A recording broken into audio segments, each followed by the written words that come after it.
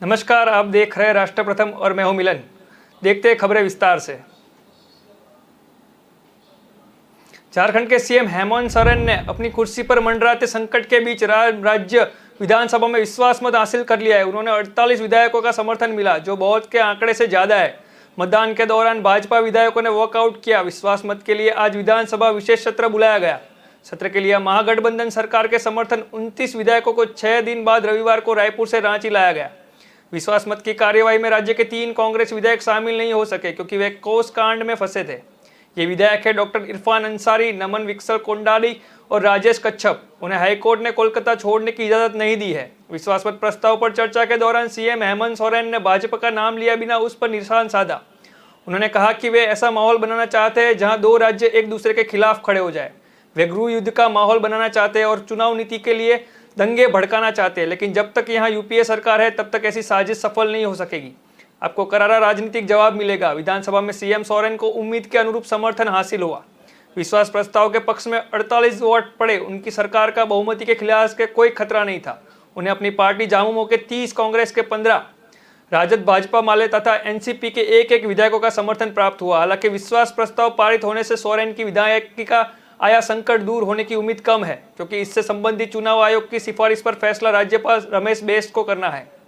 दरअसल भाजपा ने राज्यपाल रमेश बैस से शिकायत की थी कि सीएम सोरेन व उनके परिवार ने एक खदान की लीज हासिल करने के लिए पद का दुरुपयोग किया है, इसीलिए उन्हें अयोग्य करार दिया जाए। इस शिकायत को जांच के लिए राज्यपाल ने चुनाव आयोग को भेजा था। चुनाव आयोग ने इस पर सीएम सोरेन को नोटिस जारी कर उनका और शिकायतकर्ता भाजपा का पक्ष सुनने के बाद अपनी सिफारिश राज्यपाल को भेज दी है।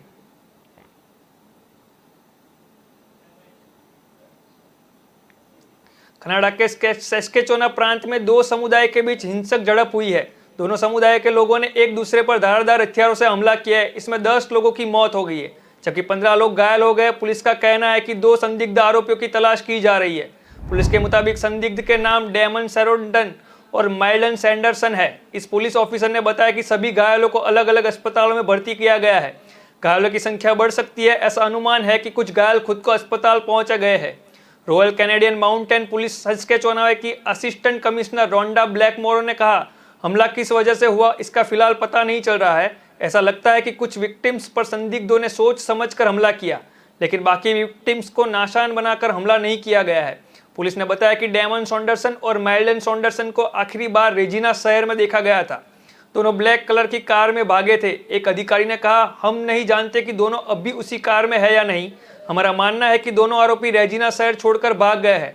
हालांकि हमने सस्केचुवान प्रांत के सभी चेक पॉइंट पर सुरक्षा कड़ी कर दी है। लोगों से भी सतर्क रहने के लिए अपील की जा रही है। कनाडा के प्रधानमंत्री जस्टिन ट्रूडो ने इस घटना को डरावना और दुखद कहा। उन्होंने ट्वीट कर कहा कि मैं उन लोगों के बारे में सोच रहा हूँ जिन्होंने इस हमले में अपने प्रियजनों को खोया है और जो लोग घायल है। हम हालात पर बारीकी से नजर रखते हुए उन्होंने लोगों से अपील की कि स्थानीय प्रशासन की बात में और मौके पर तैनात फर्स्ट रिस्पॉन्स को ध्यान दिया जाए। यह घटना एक स्वदेशी समुदाय जेम्स स्मिथ की नेशन और सस्केचुवान प्रांत के करीब वेल्डन कस्बे में हुई थी। दोनों समुदाय के लोगों ने कुछ मिलाकर 13 जगहों पर एक दूसरे के साथ मारकाट की। इन सभी जगहों से मृतक और घायल मिले हैं। जेम्स स्मिथ फ्री नेशन की आबादी 2500 लोगों की है। यहाँ पर स्थानीय तौर पर इमरजेंसी लगा दी गई है। वहीं सस्केचुवान प्रांत के लोगों को सुरक्षित स्थानों में पनाह लेने को कहा गया है। सस्केचुवान में डेजेस्ट पर्सन अलर्ट जारी किया गया है।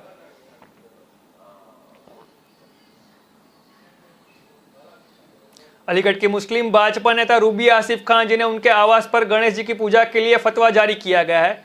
उन्होंने कहा है कि वह फतवे से नहीं डरती है, क्योंकि यह उनके लिए कोई नई बात नहीं है। राम मंदिर की आधारशिला रखने के बाद जब उन्होंने अपने आवास पर पूजा की तो उन्हें भी इसी तरह की कार्रवाई का सामना करना पड़ा था।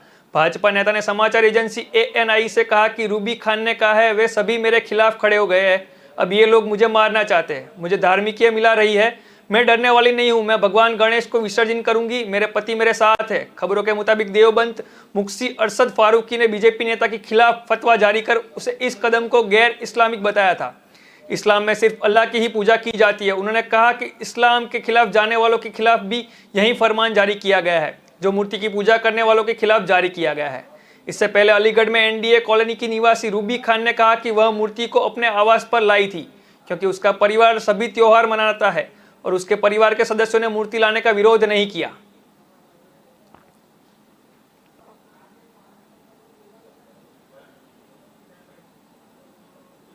टाटा ग्रुप के पूर्व चेयरमैन साइरस मिस्त्री का रविवार दोपहर को मुंबई अहमदाबाद हाईवे पर दुर्घटना में निधन हो गया है।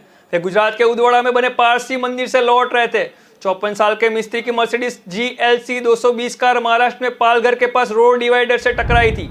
इनमें मिस्त्री और उसके दोस्त जहांगीर पोंडेली की भी मौत हो गई है, जबकि कार ड्राइव कर रही महिला डॉक्टर अनायता पंडोले और उनके पति देसर पंडोले घायल है। दरअसल GM फाउंडेशन के CEO है। एक चश्मदीद ने बताया कि कार की रफ्तार बेहद तेज थी और दूसरी गाड़ी को रॉन्ग साइड से ओवरटेक करने की कोशिश में अनियंत्रित हुई थी। पोस्टमार्टम रिपोर्ट के मुताबिक एक्सीडेंट में साइरस मिस्त्री के शरीर के अंदरूनी अंगों के जबरदस्त चोट पहुंची थी। मेडिकल टर्म में इसे पॉलीट्रोमा कहते हैं। इसी वजह से साइरस मिस्त्री की मौके पर ही मौत हो गई थी। मुंबई के JJ हॉस्पिटल में रविवार देर रात को साइरस और जहांगीर का पोस्टमार्टम किया गया। चरोटी गांव में सूर्या नदी के पुल पर हादसे का शिकार बनी इस कार का नंबर MH47AB6705 है। इस मर्सिडीज कार में कुल 4 लोग सवार थे। ड्राइव कर रही डॉक्टर अनायत और उनके पति दरियस आगे की सीटों पर थे, जब भी साइरस मिस्त्री और जहांगीर पंडोले पीछे वाली सीटों पर बैठे थे। मिस्त्री और जहांगीर दोनों ने सीट बेल्ट नहीं लगाया था। वहीं डिवाइडर से टकराने के बाद कार के अगले एयरबैग तो खुल गए, लेकिन पीछे वाले एयरबैग सही समय पर नहीं खुले। हादसे के बाद अनायत और दरियसल को वापी के इंद्रधनुष अस्पताल में भर्ती कराया गया। सोमवार को यहाँ के डॉक्टर तेजस शाह ने कहा कि जब अनायत और दरियस को हमारे अस्पताल में लाया गया था तो उनकी हालत खराब थी। उनका ऑक्सीजन लेवल गिर गया था और ब्लड प्रेशर भी हाई था। उन्हें बहुत सारे फ्रैक्चर भी थे। दोनों को सोमवार सुबह मुंबई के ब्रीच कैंडी हॉस्पिटल में शिफ्ट करवाया गया।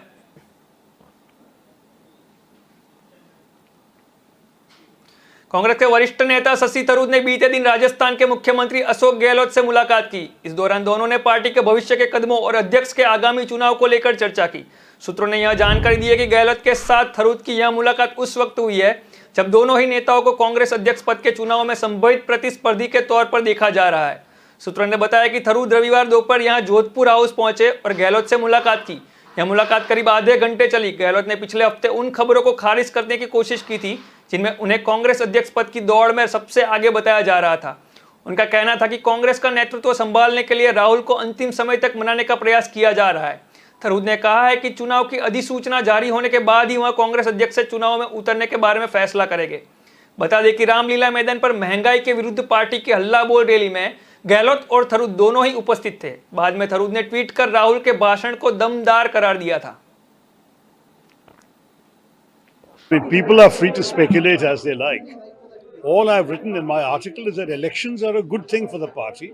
A democratic country like ours needs to have democratic political parties, and I welcome the fact that the Congress party has announced an election and is going to be conducting it openly and freely and fairly, and I think that's a very healthy practice.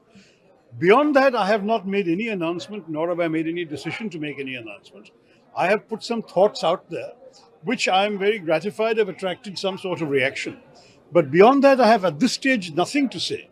The process is some weeks away. As you know, even the notification for the election is about 3.5 weeks away. Let's wait for that time and see what the process is going to evolve like.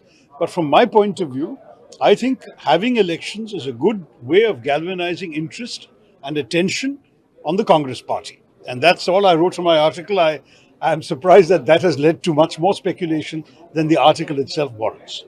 It all depends. I think that in my article I said I think multiple candidates would be a good idea, because I saw this in the British Prime Minister's race. Twice in 3 years they've had these races. And it genuinely creates a lot of public interest and curiosity when you have people putting their case forward to lead their own party. And at the end of the day, of course, only one person will emerge. But the process attracts support and legitimizes the victor. So whether I am going to be a candidate or not is beside the point. Any candidates coming forward will be good for the Congress party. No, I just said that, look, all options are open. I mean, I am a Lok Sabha MP. My focus in politics has been national and international so far. If one day other vistas open up, one doesn't want to say no. So that's all. समय हो गया एक छोटे से break का। Break के बाद फिर से मिलेंगे। लहरों से डरकर नौका पार नहीं होती, कोशिश करने वालों की कभी हार नहीं होती। नन्ही चींटी जब दाना लेकर चलती है, चढ़ती दीवारों पर 100 बार फिसलती है। मन का विश्वास रगों में साहस भरता है। चढ़कर गिरना, गिरकर चढ़ना न अखरता है। आखिर उसकी मेहनत बेकार नहीं होती, कोशिश करने वालों की कभी हार नहीं होती। डुबकी या सिंधु में गोताखोर लगाता, जा जाकर खाली हाथ लौट कर आता। मिलते नहीं सहज ही मोती गहरे पानी में, बढ़ता दो गुना उत्साह इसी हैरानी में। मुट्ठी उसकी खाली हर बार नहीं होती, कोशिश करने वालों की कभी हार नहीं होती। असफलता एक चुनौती है, इसे स्वीकार करो। क्या कमी रह गई देखो और सुधार करो। जब तक न सफल हो नींद चैन को त्यागो तो, संघर्ष का मैदान छोड़कर मत भागो तो। कुछ किए बिना ही जय जयकार नहीं होती, कोशिश करने वालों की कभी हार नहीं होती। कुछ नया करो।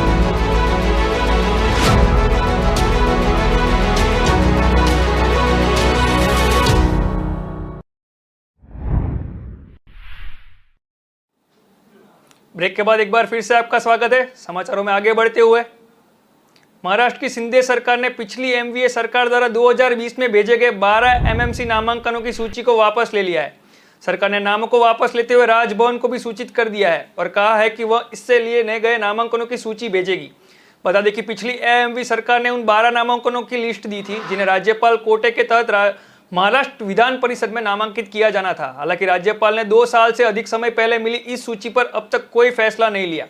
उद्धव ठाकरे की ओर से राजभवन को भेजी गई सूची में शिवसेना कोटे से अभिनेत्री उर्मिला मातोंडकर, विजय करंजकर, नितिन भानुगडे पाटिल और चंद्रकांत रघुवंशी, एनसीपी कोटे से एकनाथ खड़के, राजू शेट्टी, यशपाल भिंडे व गायक आनंद शिंदे और कांग्रेस कोटे के राजनीतिज्ञ पाटिल, सचिन सावंत, अनिरुद्ध वांकर, मुजफ्फर हुसैन के नाम शामिल थे। सूत्रों के अनुसार इस एएमसी की सीटों का बंटवारा शिंदे गुट और भाजपा के बीच होगा। भाजपा को एमएमसी की 9 सीटें दी जा सकती है, जबकि शिंदे गुट के खाते में 3 सीटें आ सकती है। हालांकि बताया जा रहा है कि शिंदे गुट की ओर से 4 सीटों का दावा किया जा रहा है अब तक।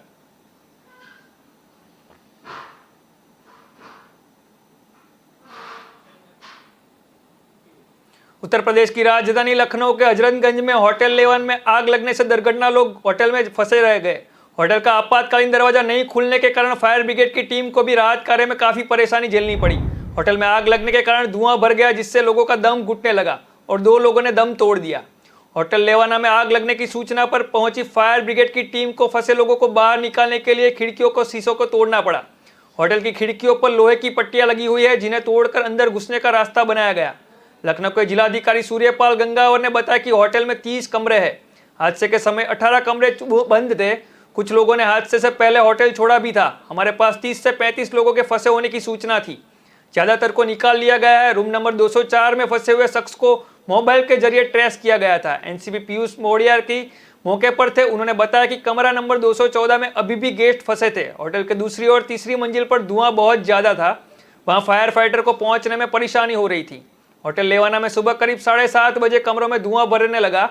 8 बजे होटल स्टाफ को इसका पता चला। दमकल को सूचना देने के बाद स्टाफ बचाव में जुटा। होटल के आसपास मौजूद लोगों ने बताया कि कई लोग खुद की खिड़कियां तोड़कर बाहर निकल रहे थे, जबकि कई लोग हाथ में सामान लेकर बाहर आते दिखाई दे रहे थे।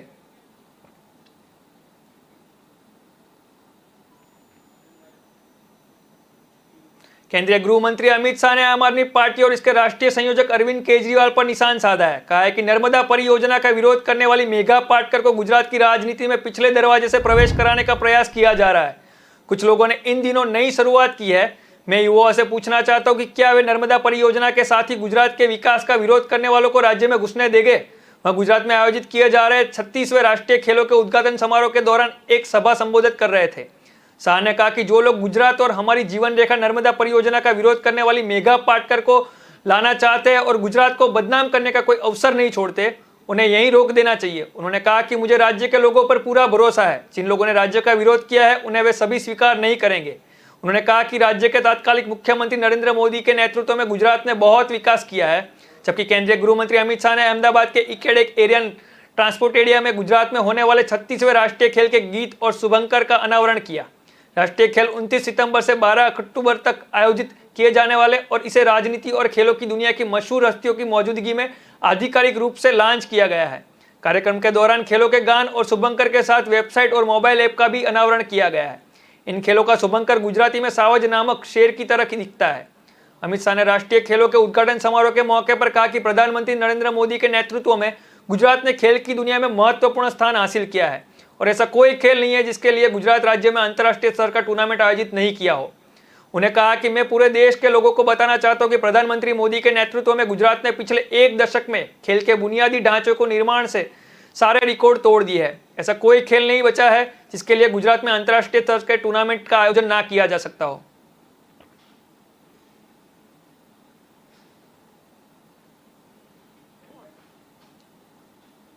पुरानी दिल्ली में चांदनी चौक मेट्रो स्टेशन के पास रविवार रात आग लग गई। समाचार एजेंसी ANI के अनुसार आग मेट्रो स्टेशन के पास एक बिल्डिंग में लगी थी। फिलहाल आग पर काबू पा लिया गया है। दमकल विभाग को घटना की सूचना 10:40 को दी गई। दमकल विभाग के एक अधिकारी ने बताया कि आग पर काबू पा लिया गया है। आग लगने से इमारत का एक हिस्सा ढह गया था। कूलिंग ऑपरेशन चल रहा है। फिलहाल दमकल की 10 गाड़ियां मौके पर है। किसी के इतिहास होने की सूचना नहीं है।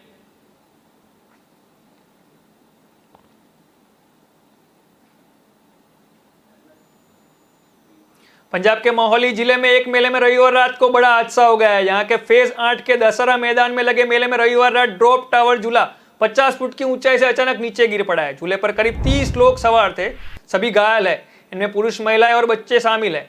13 लोगों को गंभीर चोटें आई हुई है। 5 को सिविल और शेष को निजी अस्पतालों में भर्ती करवाया गया है। जिला प्रशासन ने जांच का आदेश दिया है। हादसे के बाद झूला संचालक कर्मचारियों समेत मौके पर फरार हो गए थे। हादसे की सूचना मिलते ही ADM सरबजीत कौर और नायब तहसीलदार अर्जुन ग्रेवाल मौके पर पहुंचे और हालात का जायजा किया। DC अमित तलवार ने कहा कि घटना की जांच करवाई जा रही है। जो भी दोषी पाया जाएगा उसके खिलाफ कड़ी कार्रवाई की जाएगी। फेज 8 के दशहरा ग्राउंड में लंदन ब्रिज नाम से मेला लगा हुआ था। रविवार की छुट्टी के चलते यहाँ काफी संख्या में लोग पहुंचे थे। ड्रॉप टावर झूले के पास काफी भीड़ थी। झूले पर करीब 30 लोग सवार होकर आनंद ले रहे थे। तभी झूला घूमते हुए ऊपर की ओर जा रहा था। टॉप पर पहुंचने से पहले उसे अचानक खराब हो गया। लोग कुछ समझे पाते उससे पहले ही सीट समेत 50 फुट से तेज गति से वो नीचे गिरा। हादसा इतना जबरदस्त था कि कई लोगों की सीट बेल्ट टूट गई और वो उछलकर सीट के बाहर गिर गए। गणितम यह रही है कि कोई जानहानि नुकसान नहीं हुआ है। झूले के नीचे गिरते ही संचालक और कर्मचारी भी भाग निकले थे। लोगों ने उनका पीछा करने की कोशिश की लेकिन कोई हाथ नहीं आया। इस दौरान मेला स्थल पर भगदड़ मच गई। मौके पर पहुंचे DSP City 2 Harsimran Singh bull ने कहा कि रविवार को मेले में काफी भीड़ थी। हम यह पता लगाने की कोशिश कर रहे हैं कि यह हादसा कैसे हुआ। उसी के बाद मामला दर्ज किया जाएगा। लोगों ने बताया कि मेला स्थल पर आयोजकों की तरफ से किसी भी तरह की एम्बुलेंस या प्राथमिक उपचार नहीं किया गया था। हादसा हुआ तो भगदड़ मच गई। इस बीच घायलों को अस्पताल कैसे पहुंचाया जाए इसके लिए कड़ी मशक्कत करी जा रही थी। मौके पर पहुंची पुलिस की PCR ने घायलों को गाड़ी में बिठाकर अस्पताल पहुंचाया। बाद में प्रशासन के अधिकारियों ने सारे घायलों से मुलाकात कर उनका हाल जाना। सिविल अस्पताल के रात्रि इंचार्ज डॉक्टर पनविंदर ने बताया कि उन्हें जैसे ही हादसे की सूचना मिली सारे स्टाफ को मौके पर बुला लिया गया था। सिविल अस्पताल में पहुंचे किसी भी व्यक्ति को हेड इंजरी नहीं थी। गले और पीठ में चोटें आई हुई थी। एक व्यक्ति के नाक पर चोट लगी है। इसके अलावा घायलों के एक्सरे करवाए जा रहे हैं। फिलहाल किसी को चंडीगढ़ रेफर करने की नौबत नहीं आ रही है। मेले के आयोजक सन्नी सिंह ने बताया कि यह हादसा कैसे हुआ पता लगाया जा रहा है। हालांकि अब तक तकनीकी खामी लग रही है। उन्होंने बताया कि वह इससे पहले कई मेले आयोजित कर चुके हैं लेकिन इस तरह का मामला कभी सामने नहीं आया। हम इस मामले में पुलिस का पूरा सहयोग करेंगे। उन्होंने बताया कि पहले मेला 31 अगस्त तक ही चलने वाला था। बाद में इसे 11 सितंबर तक बढ़ा दिया गया था।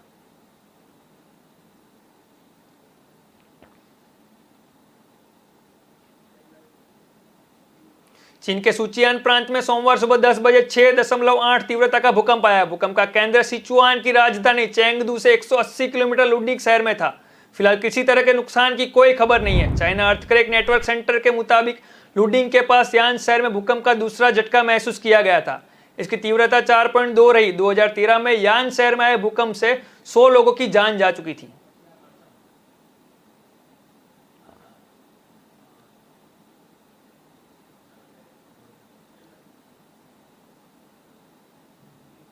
जेल में बंद बॉलीवुड एक्टर की कमल रशीद खान की मुश्किलें एक बार फिर बढ़ गई है। 2019 के यौन शोषण के मामले में एक्टर KRK को मुंबई की वर्सोवा पुलिस ने गिरफ्तार कर लिया था। पुलिस ने मुताबिक KRK पर सेक्सुअल अफेयर मांगने का आरोप है। वहीं KRK 2020 में किए विवादित ट्वीट के मामले में पहले से ही जेल में बंद है। पुलिस ने बताया कि 27 वर्षीय एक महिला ने KRK के खिलाफ FIR दर्ज की थी। वह 2017 में एक्टिंग करने मुंबई आए थे। KRK के वह एक हाउस पार्टी में मिली थी। यहाँ KRK ने अपने आप को फिल्म प्रोड्यूसर बताया और बातों ही बातों में दोनों ने नंबर एक्सचेंज किया। FIR के मुताबिक KRK ने मुझे अपनी एक फिल्म कैप्टन नवाब में लीड रोल देने का वादा किया था। इस फिल्म में इमरान हाशमी के होने की भी बात थी। 2019 में उसने अपने बर्थडे सेलिब्रेशन के लिए मुंबई के 4 बंगला स्थित अपने घर पर बुलाया, लेकिन मैं उस दिन वहां नहीं गई। मैं जब 2-3 दिन बाद KRK के घर पहुंची तो वह मुझे अपने बेडरूम में ले गए और शराब ऑफर की। मेरे मना करने के बाद वह मुझे ऑरेंज जूस होकर लेकर आए, जिसके पीते ही मुझे डिजी का फील हुआ। इसके बाद उसने मेरे साथ जबरदस्ती करने की कोशिश की। इस मामले में KRK के खिलाफ IPC के सेक्शन 354A और 509 के तहत मामला दर्ज है।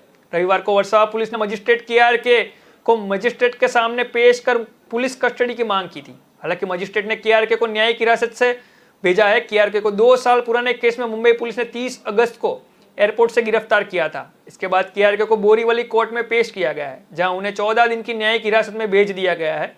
बात बता दें कि KRK के ऊपर 2020 में युवा सेना की कोर कमेटी ने मलाड पुलिस स्टेशन में FIR दर्ज कराई थी। कमेटी के मेंबर राहुल कनल का आरोप था कि कमल ने दिवंगत एक्टर इरफान खान और ऋषि कपूर को लेकर आपत्तिजनक ट्वीट किया था। इस मामले में पुलिस ने कमल के खिलाफ सेक्शन 294 के तहत मामला दर्ज किया था।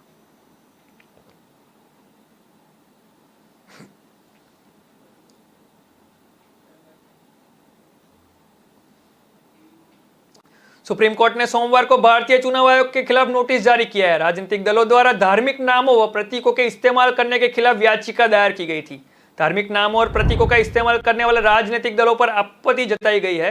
याचिकाकर्ता सैयद वसीम रिजवी ने कहा है कि ऐसे दलों के चुनाव लड़ने पर कोर्ट प्रतिबंध लगा दे। सुप्रीम कोर्ट ने मामले में चुनाव आयोग और केंद्र सरकार से 4 हफ्ते में जवाब मांगा है। याचिकाकर्ता की ओर से वकील गौरव भाटिया ने कोर्ट में कहा कि राजनीतिक दलों के जड़ों में चांद तारे का इस्तेमाल किया जाता है, जिस पर रोक लगानी चाहिए। इसके अलावा याचिका में धार्मिक नाम और प्रतीकों का इस्तेमाल करने वाले राजनीतिक दलों को चुनाव लड़ने से रोकना चाहिए। अब मामले पर 18 अक्टूबर को सुनवाई की जाएगी।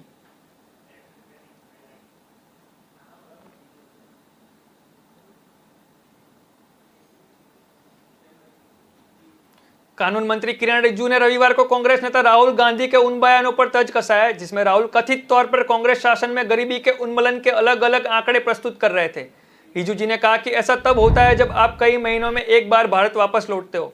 रिजिजू जी ने यह बात ट्वीट के माध्यम से ट्विटर पर एक वीडियो पोस्ट करके बताई थी।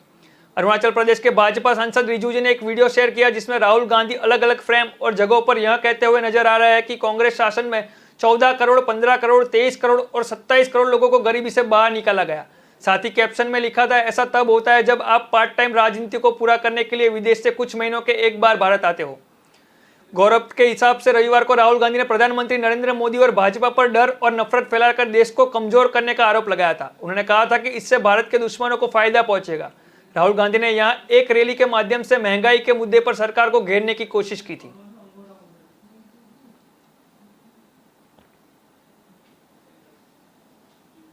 एक दिन में 5,910 नए कोरोना वायरस संक्रमण सामने आने के साथ भारत का कुल मिलान कोविड-19 मामलों की संख्या बढ़कर 4,44,62,445 हो गई है, जबकि सक्रिय मामले घटकर 53,974 रह गए।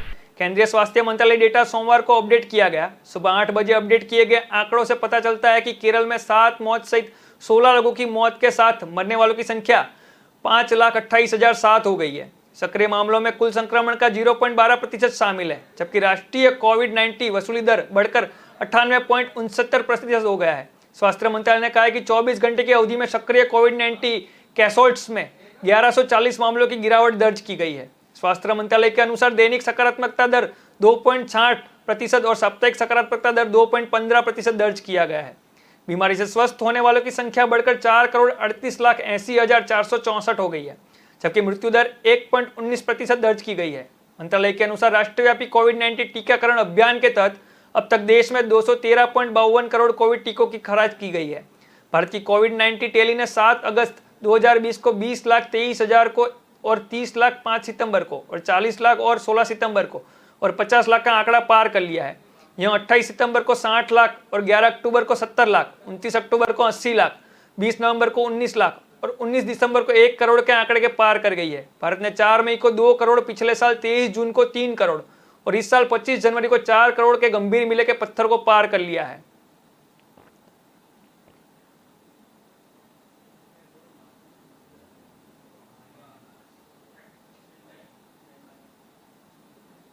तमिलनाडु सरकार की ओर से सोमवार को school of excellent and might school scheme का उद्घाटन किया गया। यह मॉडल दिल्ली के स्कूलों पर आधारित है। राज्य के सरकारी भारतीय महिला कांग्रेस में आयोजित होने वाले एक कार्यक्रम में दिल्ली के मुख्यमंत्री अरविंद केजरीवाल ने अपने तमिलनाडु समकक्ष एम.के. स्टालिन की उपस्थिति में यह एक योजना का शुभारंभ किया। इस मौके पर दिल्ली के सीएम अरविंद केजरीवाल ने कहा कि हमारे देश में 27 करोड़ छात्र स्कूल जाते हैं, जिसमें से 18 करोड़ सरकारी स्कूलों में जाते हैं। हम जानते हैं कि कुछ को छोड़कर पूरे देश में सरकारी स्कूलों की स्थिति दयनीय है। हम चाहते हैं कि हमारा देश नंबर 1 देश बने। हम एक विकसित देश बनाना चाहते हैं, लेकिन अगर हमारे 66% बच्चे सरकारी स्कूलों में अच्छी शिक्षा नहीं पा रहे तो देश कैसे आगे बढ़ सकता है। जब तक हम सरकारी स्कूलों में अच्छी शिक्षा देना शुरू नहीं करेंगे, विकसित देश बनने का सपना हमेशा दूर रहेगा। तमिलनाडु सरकार की इस योजना में प्रारंभिक चरण में 26 उत्कृष्ट स्कूलों और 15 मॉडल स्कूल शामिल है। इस और मॉडल स्कूल के आधिकारिक तमिलनाडु थंगेसलम पल्लीगरम और मथिर पल्लीगरम में है। राज्य के मुख्यमंत्री स्टालिन मुवरुन रामामीरथुम अम्मैया स्मारक पुथुमाई पैन योजना का शुभारंभ करेंगे, जिसके तहत उच्च शिक्षा प्राप्त करने वाली कक्षा 6 से 12 से सरकारी स्कूलों में पढ़ने वाली छात्राओं को 1000 रुपये की मासिक वित्तीय सहायता प्रदान की जाएगी। राज्य द्वारा संचालित स्कूलों की योजना में उन्नत बुनियादी ढांचा डीएमके शासन के द्रविड़ मॉडल के लिए पूरी तरह से उपयुक्त है, जिसमें महिला सशक्तिकरण और सामाजिक न्याय शामिल है। अप्रैल महीने में अरविंद केजरीवाल के साथ स्टालिन ने दिल्ली के सरकारी स्कूलों का दौरा किया और संस्थाओं में बुनियादी ढांचे की प्रशंसा की थी। उन्होंने तब कहा था कि उनकी सरकार तमिलनाडु में इसी तरह की शैक्षणिक सुविधाएं स्थापित करेगी।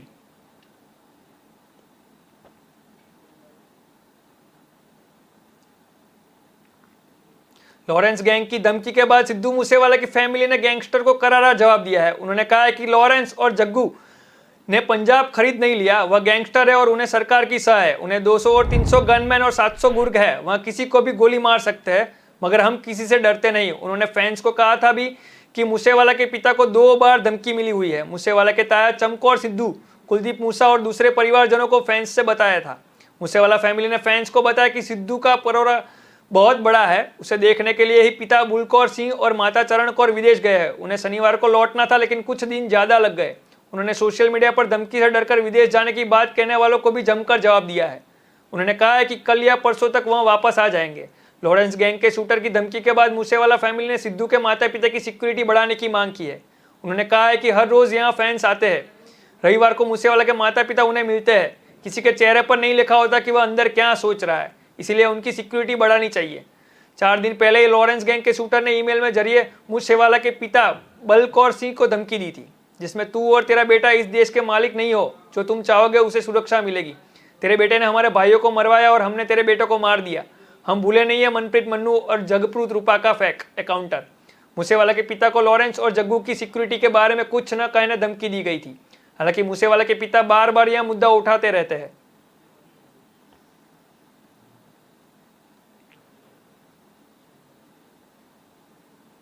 हफ्ते के पहले कारोबारी दिन यानी आज सोमवार को सोने चांदी में तेजी देखने को मिल रही है। India Boolean and jewellers association की वेबसाइट के अनुसार 5 सितंबर को सराफा बाजार से सोना 200 रुपये महंगा होकर 50,784 पर पहुंचा गया है।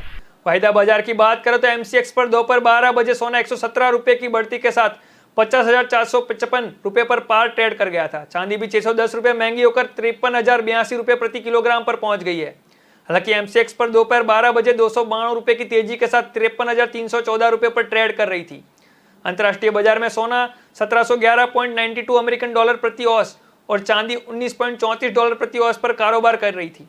भारत समेत दुनिया भर के विशेषज्ञों का अनुमान है कि इस साल के आखिरी तक अंतर्राष्ट्रीय बाजार में सोना $2,000 और घरेलू बाजार में 60,000 रुपये तक पहुंच सकता है। जानकारों के अनुसार देश में जरूर महंगाई कम हो रही है, लेकिन वैश्विक पैमाने पर कमी ने लंबे समय तक कुछ नहीं कर सकती। इससे सोने को सपोर्ट मिल रहा है, क्योंकि इसे महंगाई से बचाव का साधन माना जाता है। यानी महंगाई बढ़ने पर सोने में निवेश बढ़ जाता है। कई दूसरी परिस्थितियां भी सोने को अनुकूल है। मसलन अमेरिका में मंदी के आशंक में हजार देश में बढ़ोतरी थमने की आसान, शेयर बाजारों में गैर वाजिब तेजी और भू राजनीतिक तनाव।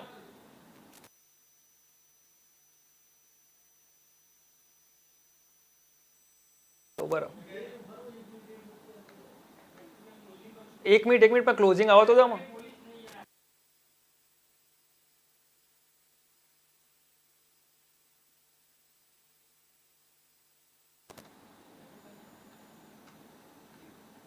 नमस्कार, समाचारों में आज बस इतना ही। अगले समाचार के लिए कल मिलेंगे। जय हिंद, जय भारत।